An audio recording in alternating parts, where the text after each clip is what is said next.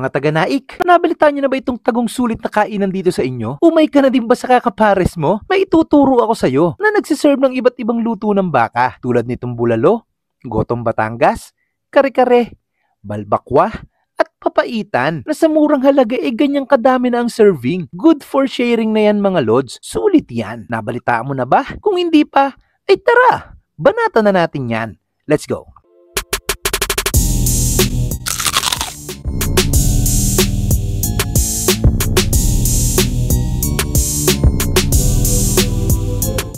Iniimbitahan po namin kayong bumisita rito sa Balbao Resto. Tikman nyo po ang aming pinagmamalaking mga putahe tulad ng balbakwa, bulalo at gotong Batangas. Dito lang sa Timalan Concepcion, Naik, Cavite. Ngayong araw nga nandito tayo sa Balbawaw, matatagpuan sa Timalan Concepcion, Naik, Cavite. Pagpasok mo dito sa arko, diretso ka lang. Padali lang naman silang makita kasi may nakalagay naman dyan. At kung di mo pa rin makita, i-waste mo na lang, wasteable naman sila para tikman ang napakasulit na pangmalakasang pagkain nila dito. Tulad nitong bulalo na sa halagang 150 pesos ay siguradong solve ka na dito. Gotong Batangas, kare-kare, balbakwa, at papaitan. Napakasulit niyan mga lods. At kung gusto mo naman ay mga silog, meron din sila dito. At napakadami nyo pang ibang pwedeng pagpilian dito mga lods. Nag-o-open pala sila dito ng 10 AM to 10 PM araw-araw. Napakasulit dito dahil bukod sa mura, halos lahat na yata ng parts ng baka pwede mo nang matikman dito.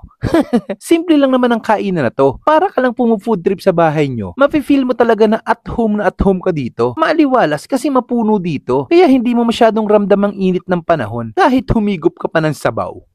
Pagdating sa parking, meron din naman sila dito sa tapat nila. Hindi na nga namin pinatagal kaya nag-order na kami dito ng bulalo, 150 pesos. Gotong Batangas, 150 pesos. Kare-kare, 180 pesos. Balbakwa, 150 pesos. At papaitan, 150 pesos. At tulad ng lagi nating ginagawa, makikiosyoso muna tayo sa kitchen nila para malaman natin kung paano ba nila ginagawa yung mga sinaserve nilang pagkain dito. At habang niluluto, matatakam ka na talaga kasi simula sa bone marrow, laman at balat ng baka siguradong magugutom ka. Mabilis lang din naman ang serving nila dito. Kaya ilang sandali lang, dumating na rin ang order namin. Kaya bago pa maubos ang kwento ko, tara, kain muna tayo. Mga kabangers, nandito tayo ngayon sa Balbawaw dito sa Naik, Cavite. Nag-order tayo dito ng gotong Batangas, 150 pesos. Grabe, sobrang dami na yan. Meron na yan tuwalya, may balat, tumbong, isaw. Yan, grabe, solid yan. Meron din tayo ditong balbakwa, 150 pesos. Meron siyang pata ng baka. Kare-kare,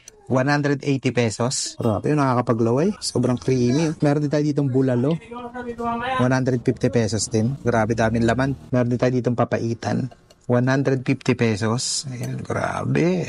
Banatan na natin to, kain tayo. Dito ko muna simulan sa kare-kare.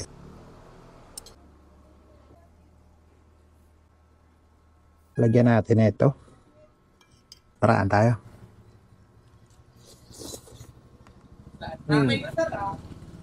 Panalo to. Yung lasa niya, tama-tama lang. Pag nilagyan mo ng kalamang, doon makukumpleto yung lasa niya. Sarap.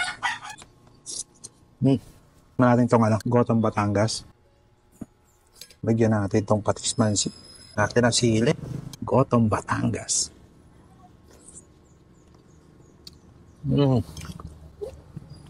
Lambot. Sarap ng lasa.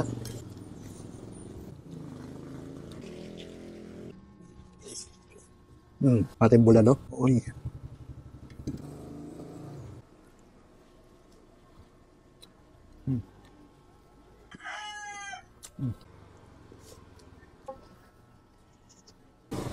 Bone marrow.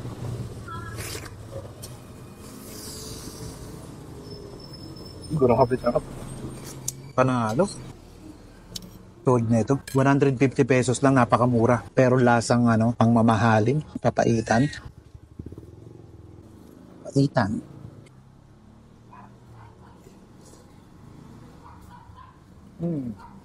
Medyo mapait. Lagyan siguro natin ng patis mansik para makuha yung lasa ng asim-asim.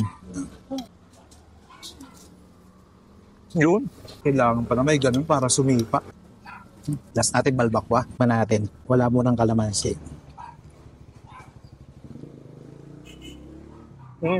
Hindi siya yung yung balbakong orange kasi masim-masim Ito talaga yung ano, yung kapartner niya. Patis man siya na may sili. Kahit anong lagyan mo nito, talagang sarap ng lasa.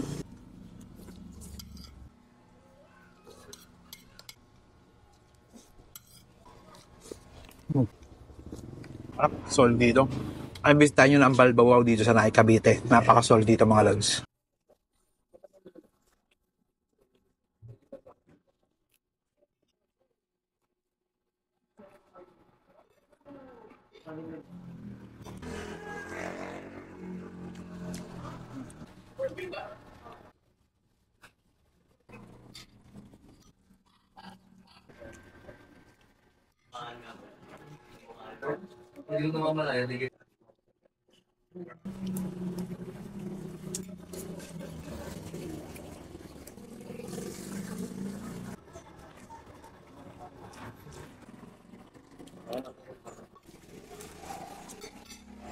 Napakasulit dito mga lods, kaya kung nagkikrave ka sa mga ganitong luto ng baka, bisitahin mo na ang Balbawaw dito sa Naik Cavite. Napakasolid dito mga lods. O paano? Hanggang susunod nating food trip.